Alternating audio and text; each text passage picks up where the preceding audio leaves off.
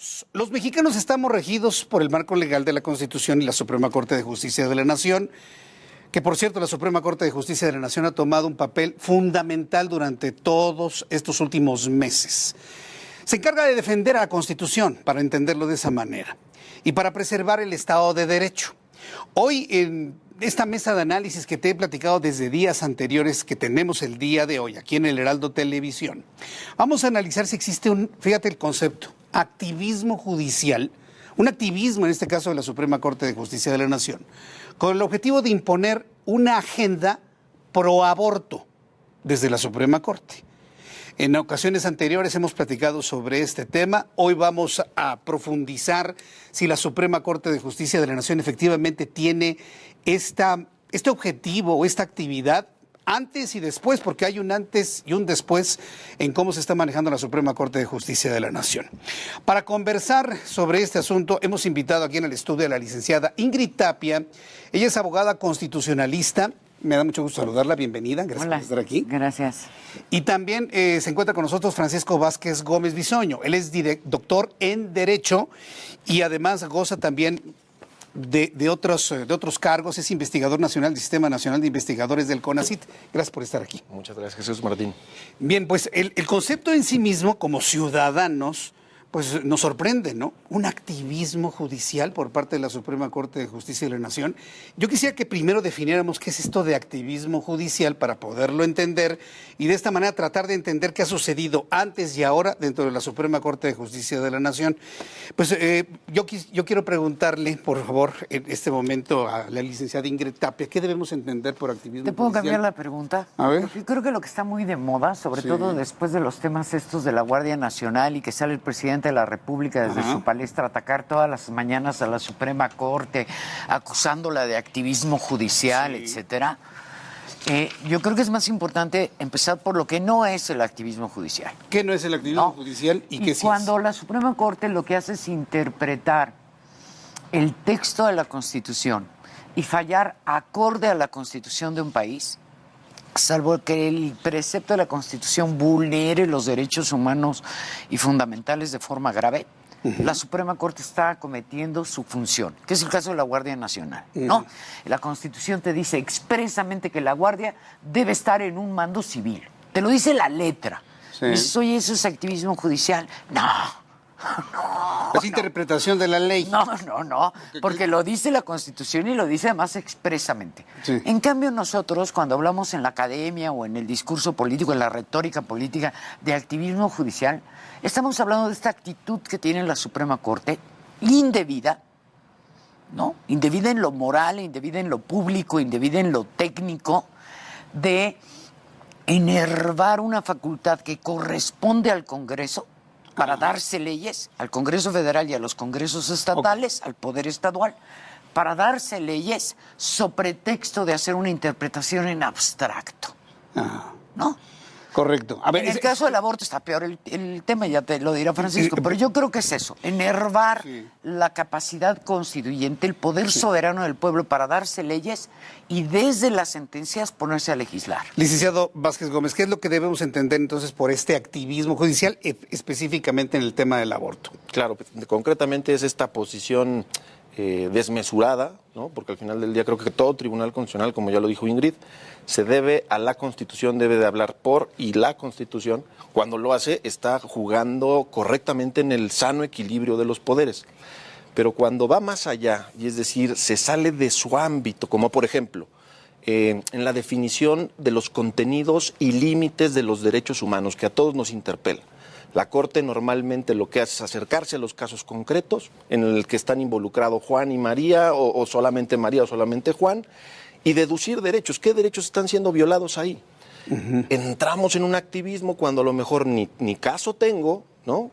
Ejemplos tenemos varios, por ejemplo en el tema de la despenalización del aborto, o bien en la penalización del aborto, o bien digamos, en el impulso de políticas públicas de varios estados de la República que van mucho más allá y que intentan resolver el problema de fondo. El problema no es si metemos o no metemos a las mujeres a la cárcel que están en esa circunstancia. El problema es cómo el Estado apoya a una mujer que está en estado de vulnerabilidad ante una circunstancia así.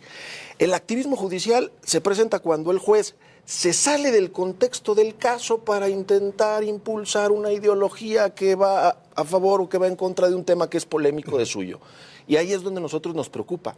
Hoy por hoy hay casos en donde, pues, por ejemplo, la semana pasada la primera sala de la Suprema Corte de Justicia de la Nación le reconoce el derecho a las mujeres que sin siquiera estar embarazadas a que puedan impugnar vía aborto el tipo penal del Código Penal local, del cual estado el que tú quieras, por penalizar el aborto. Es decir, y ahí es donde ya nos planteamos una duda, me parece que bastante razonable. Oye, ¿el juez puede llegar a eso? El juez tendría que limitarse a resolver, vuelvo al caso, ¿no? Sí. Al caso de María y de Juan, o de solamente de María y de Juan. Pero cuando ya está planteando sentencias desde esta lógica, pues en realidad yo veo ahí que más bien existe el impulso o la decisión premeditada de no ser imparcial y de impulsar una ideología que lo van materializando a través de sentencias. Sentencias que, dicho sea de paso, en el activismo judicial normalmente vamos a ver esto, falta de técnica, falta de rigor en cuanto a la argumentación, y esto es lo que rompe propiamente el equilibrio de poderes. Termino con esta idea. Los padres fundadores del constitucionalismo norteamericano lo tenían muy claro. Cuando hablamos de los tres poderes tradicionales, ellos decían, el poder ejecutivo tiene el poder de la espada, ¿no? Porque nos puede cobrar impuestos, nos puede clausurar el negocio. El poder legislativo tiene el poder de la bolsa, porque distribuye los dineros, para bien o para mal. Ajá. El poder judicial tiene el poder del discernimiento, y hablar de discernimiento es hablar de raciocinio, de argumentación sólida, convincente. Cuando no vemos eso en las sentencias, es propiamente cuando podemos o estamos en presencia de activismo judicial. Eso es muy interesante. Ahora, ese activismo en donde intentan influir, ¿es un intentar influir o es un presionar y obligar? No, para nuestra desgracia, de hecho, influyen. Porque como arriba de la Suprema Corte ya no hay corte más que la Interamericana. Pero de hecho, entonces es como una digo yo, la obligación, celestial, una y en esa presión. no litigo porque no sea que la funeraria sea la oficialía, ¿no? Ajá. Pues te meten en un problemón, ¿no? Porque, O por sea, ¿quién le ejemplo, dice no a la Corte, a la Suprema Corte exacto, de Justicia? ¿no? Ah, Y entre que vas a la Corte Interamericana, que los litigios son tan muy prontos y expeditos como los mexicanos, de 7, 8 y 10 años, hombre, pues ya las externalidades negativas de un fallo que carece de mérito, pues son apoteóticas, son terribles, ¿no? Sí. En el caso del aborto, la postura de la Corte es hasta de lo artificiosa, da risa. sí. Es decir, yo estoy de acuerdo que si tú eres el intérprete de la norma, porque el legislativo hace la ley, ¿no? El ejecutivo la ejecuta, ¿no? Y el judicial la interpreta. La interpreta. Tú no puedes hacer que el intérprete haga la norma, porque es donde hay el desquebrajo, el desequilibrio de los poderes. Si la Constitución en ningún lado dice que existe el derecho a matar a tu propio hijo, que es el aborto, y tampoco lo dice ningún convenio, ningún tratado internacional, ni uno, ni siquiera de forma individual, ninguno. ¿Cómo es que la interpretación de lo que no dice termina siendo lo contrario a lo que dice? Ahí es cuando decimos, oye, tanto no dijimos. La facultad del intérprete no llega a tal modo, o no es tan extensa, para terminar diciendo lo que prohíbe la ley. A ver, aquí el asunto es que entonces la Suprema Corte, que la Suprema Corte no es, digamos, algo etéreo, sino que está conformada por ministros, traen entonces un interés particular, traen entonces una ideología.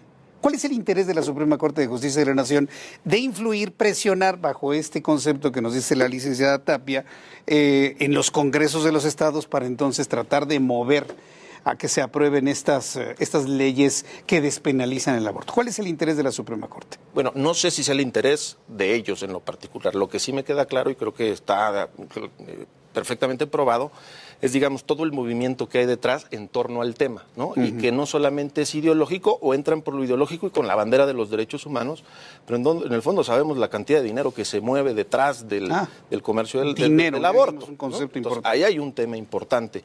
Y esto es precisamente lo que preocupa, lo que hacía ya referencia Ingrid, ¿no? Es decir, cuando tú adviertes que no hay esa razonabilidad sólida, consistente respecto de las sentencias que emiten los jueces, pues al menos se generan dudas razonables. Insisto, a mí no me consta nada, Jesús Martín, pero lo que sí advierto es que ya son muchos casos en donde, sin que estén expresos los derechos en la Constitución, hoy han venido utilizando uno que sí está, ¿no? Que es el famoso derecho al libre desarrollo de la personalidad.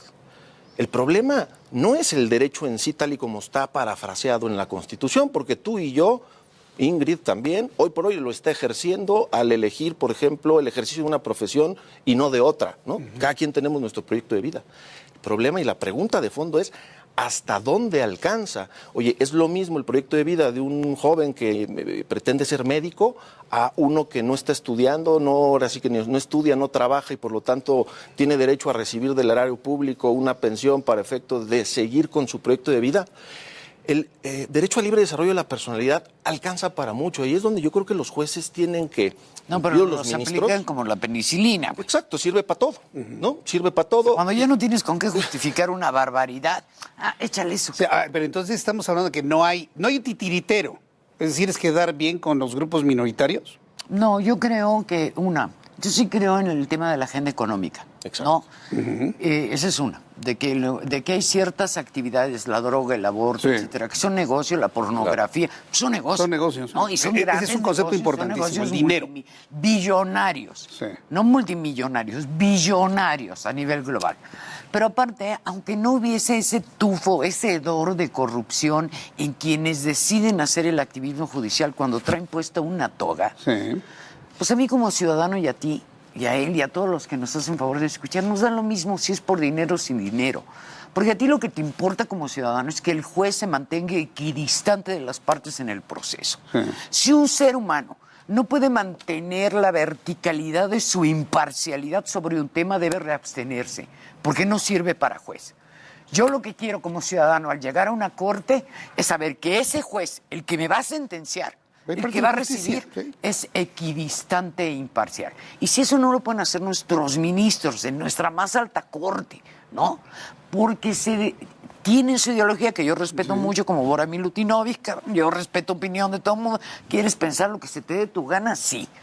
Pero ponerte a hacer una actividad fuera de tu potestad, en derrote de tu propia imparcialidad, para soportar tu ideología, es lo que no se vale. Porque entonces estás usando el puesto de imparcial para una actividad parcial. Y ese juez es el que yo no quiero como mexicano.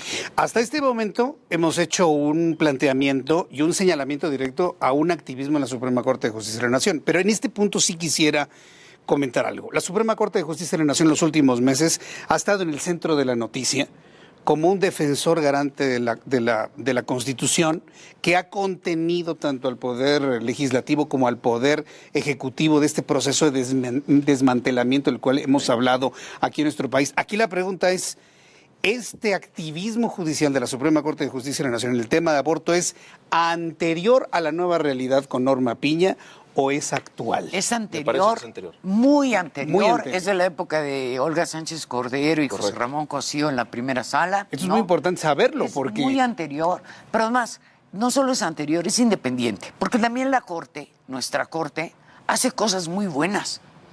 No todo Por le eso sale tiene mal, en este momento esta buena fama la Suprema Corte de Justicia. No todo le sale mal. Claro, por supuesto, pero... Y esto de hacer que la Guardia se mantenga civil, de frenar el tema de comunicaciones, lo ha hecho con interpretación que los abogados le llamamos conforme. Es decir, hay una norma que expresamente dice algo y tú haces que la sentencia se ajuste a esa norma que expresamente dice algo. Nosotros, cuando hablamos de activismo judicial, es justo cuando hay un conjunto de sentencias que tienen abstracciones sin fundamento en ninguna norma, ni constitucional, ni internacional, ni nada. Contrarias, como tú decías, Ingrid, ¿no? Es decir, la Constitución lo que sí hace en su artículo 123 es reconocer la vida y la salud del producto de la concepción, o sea, reconoce la vida y la salud del concebido. Pero no obstante no le hace caso a esa cláusula, sino que se inventa una y al punto de que hoy por hoy se empieza a parafrasear con todas sus letras el derecho al aborto. Ahí es donde hay activismo judicial y es muy riesgoso desde el punto de vista de la gran responsabilidad que ha mencionado Ingrid, que juegan estas personas que hablan desde y por la Constitución, porque son los últimos intérpretes de la Constitución. Dos frases que pueden ser ilustrativas. Decía el juez Jackson de la Corte Suprema Norteamericana, no tenemos la última palabra porque seamos infalibles, pero somos infalibles porque tenemos la última palabra. Cuando se asume con responsabilidad esa posición, pues claro, la Corte, cualquier tribunal tendría que estar buscando los límites de su interpretación para verdaderamente ser fiel a eso que juró al momento en que entró en el cargo, que es la Constitución, que la Constitución es de todos y de nadie, por eso nos importa a todos. Ahora ya, una vez establecido que esto viene de tiempo atrás e inclusive desde fuera, sí, podríamos pensar que en los tiempos ahora con Norma Piña, esta agenda, este querer influir, como lo definió el licenciado Vázquez Gómez, ¿podría seguir adelante? ¿O tendremos que esperar hasta que la Corte tenga tiempo para volver a retomar este tema? Porque tiene otros asuntos muy importantes que hacer. La semana pasada nos echan una sentencia. Lo del amparo, ¿no? No, espérame, supuesta que a mujer, las madres, ¿no? Nos llaman ahora personas gestantes. Bueno, ese va a ser otro tema que platicaremos en otra mesa. No, ya nada más nos falta que nos pongan estos ojetes incubadoras caminantes. O sea, persona gestante es lo mismo que una incubadora con... O sea, la madre es la mujer gestante, la mujer que está en aptitud de parir. Dime quién va a parir si no es mujer. Eso insulta a grupos minoritarios, Ingrid, por favor. La feminidad de las madres... Fíjate, yo que soy activista, cuando me quito el traje, me disfrazo, ¿no? Me disfrazo.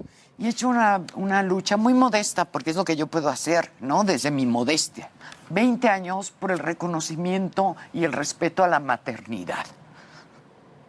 El aborto, son formas de deconstruir a la maternidad. Y de deconstruir, la verdad es que la maternidad es de los pocos espacios en los que a todas las mujeres, no importa que tengas 3 doctorados y hables 10 idiomas, la preñez y la edad y la crianza temprana de tus niños, a las mujeres, nos coloca temporalmente en condiciones de vulnerabilidad, ¿sabes? Entonces, el mejor modo de salir en protección de la vida y de las mujeres es protegerlas en ese momento donde temporalmente son vulnerables sin importar su origen, su escolaridad, etcétera.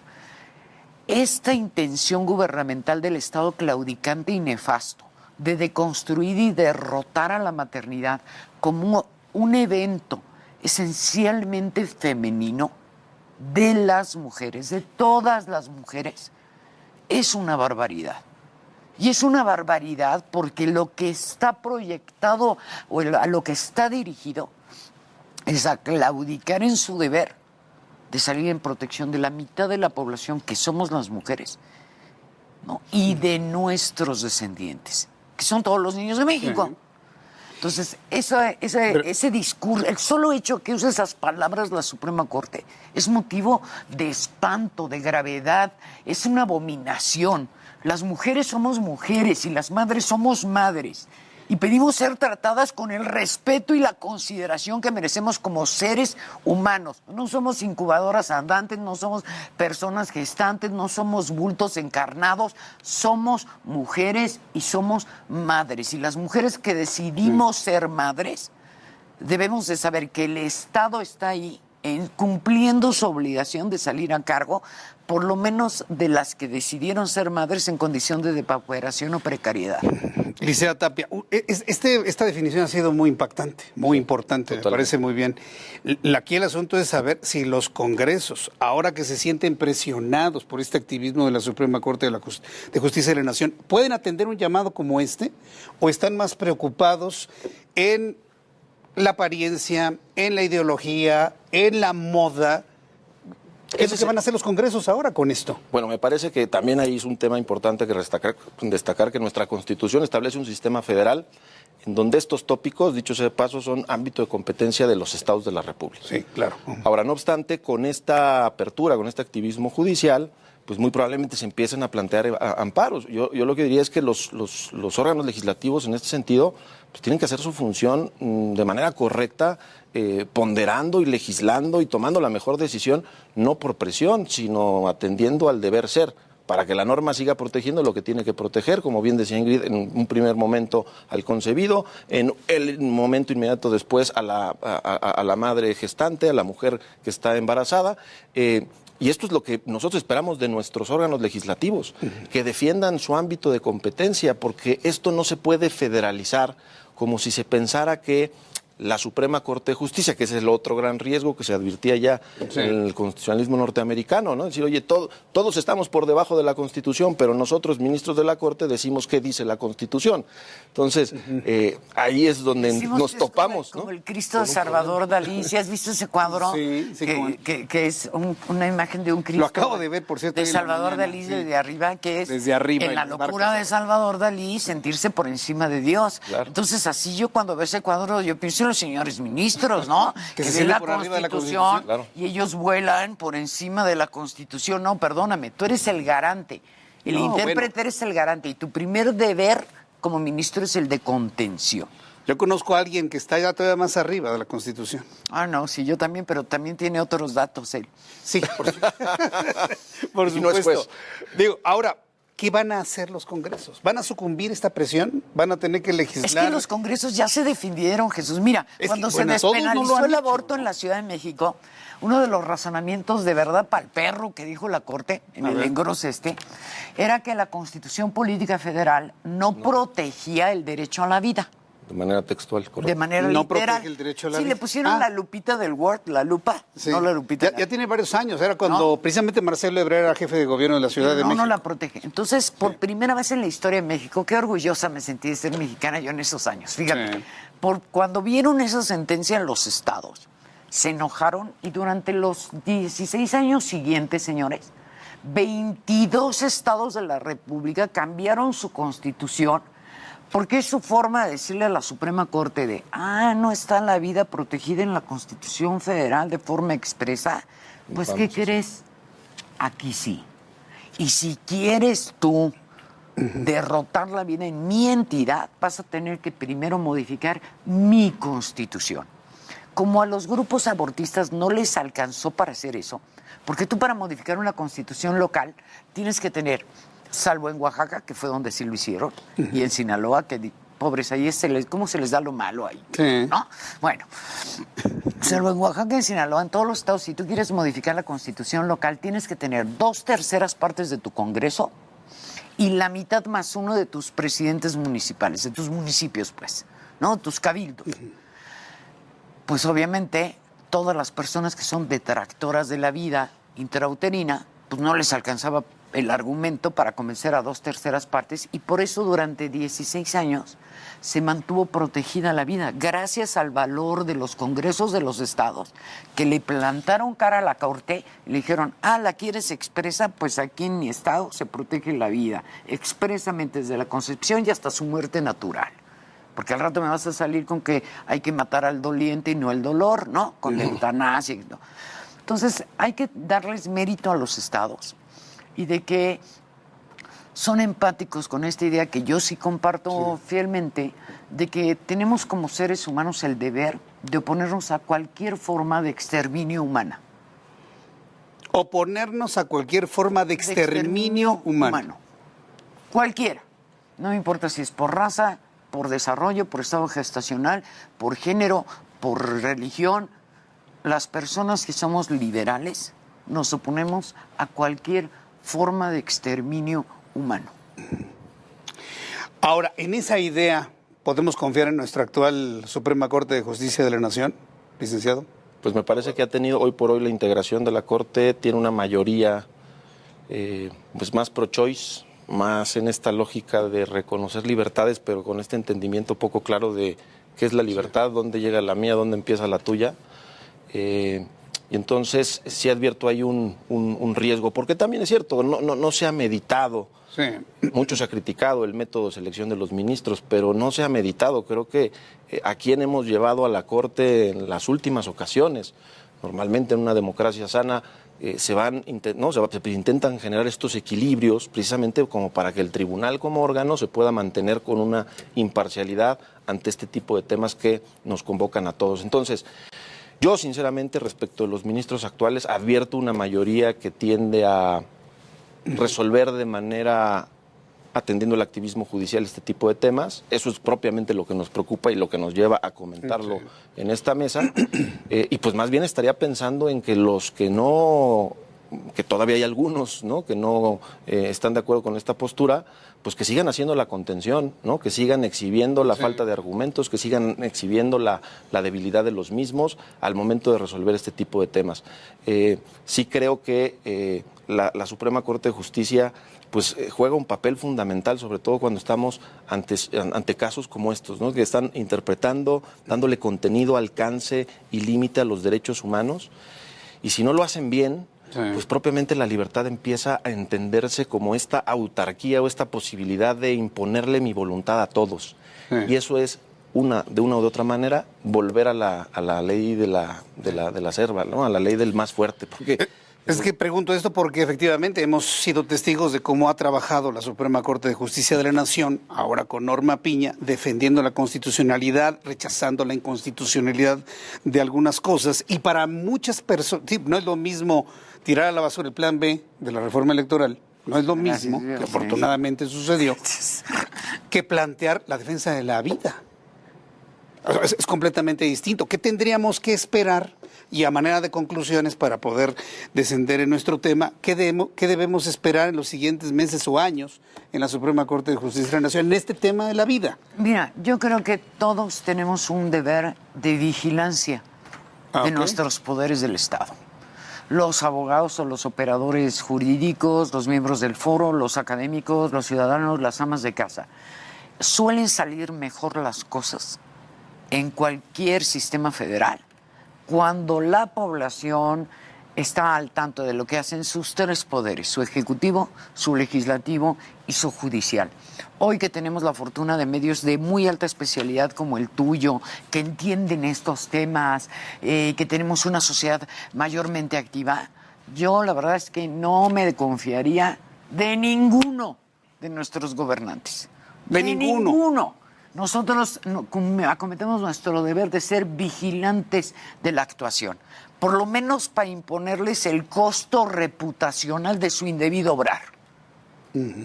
Tenemos que dar cara y venir, y por eso agradecemos mucho estos espacios, ir a donde se nos abran la bondad y la generosidad de sus puertas, a plantar cara al arbitrario, al injusto, a lo indebido, a lo incorrecto, a lo inmoral, porque ese es nuestro deber humano.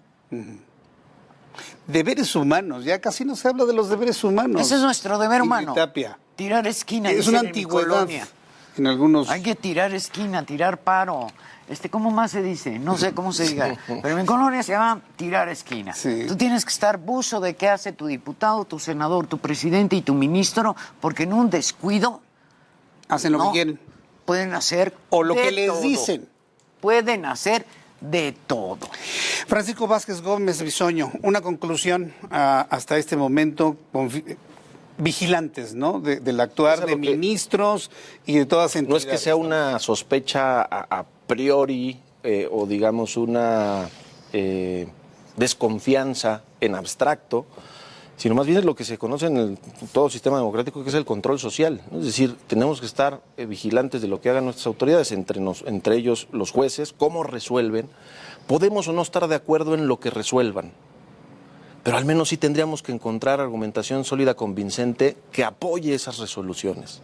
Eso es lo que yo insisto mucho, ¿no? Es decir, en el ámbito del ejercicio de la jurisdicción, puedo no estar de acuerdo con el juez, y por eso generan esos debates, y a veces se resuelven 3-5, y a veces 7-4, pero ahí es donde también, cada vez en estos temas yo advierto más unanimidades. Y la unanimidad en un órgano colegiado, pues a mí me genera más sospechas que cuando marchan todos juntitos. Todos juntos opinan de un tema tan complejo, ¿no? Que genera tantas divisiones y tantos posicionamientos. los 11 están en el mismo sentido. Cuidado, ese tribunal para mí ya no está resolviendo con imparcialidad, y creo que en cuanto a la configuración de la Corte también tendríamos que poner ahí un dedo en la llaga y decir, lo tenemos que hacer mejor, ¿no? Es decir, tendrían que llegar ahí los mejores perfiles de distintos puntos de vista, distintos planteamientos, pero sobre todo, como bien decía Ingrid, sabiendo anteponer el caso que tienen frente a sí respecto de la ideología, que dicho sea de paso, todos tenemos. Todos vemos la vida desde una perspectiva, ¿no? Desde un foco. No está mal. El tema es que no predispongamos ese foco o esa concepción de la vida. Al otro. Exactamente, Es ¿no? Para resolver. Yo me creo lista, eso no está malo. Lo malo es creer que los demás son tus tarugos, ¿no? Tanto no dijimos. Pues, yo quiero agradecerles a ambos que nos hayan acompañado aquí en el Heraldo Televisión. Gracias. Porque se ha logrado algo muy importante. No vamos a poder resolver el asunto, pero sí logramos visibilizarlo a la opinión pública y decirle a la Suprema Corte de Justicia de la Nación que estamos en vigilancia de lo que suceda de aquí hacia los congresos. Ingrid Tapia, muchas gracias. Gracias. Muchas gracias por estar aquí. Gracias. Gracias. Licenciado, muchas gracias por estar aquí. Martín, a ti.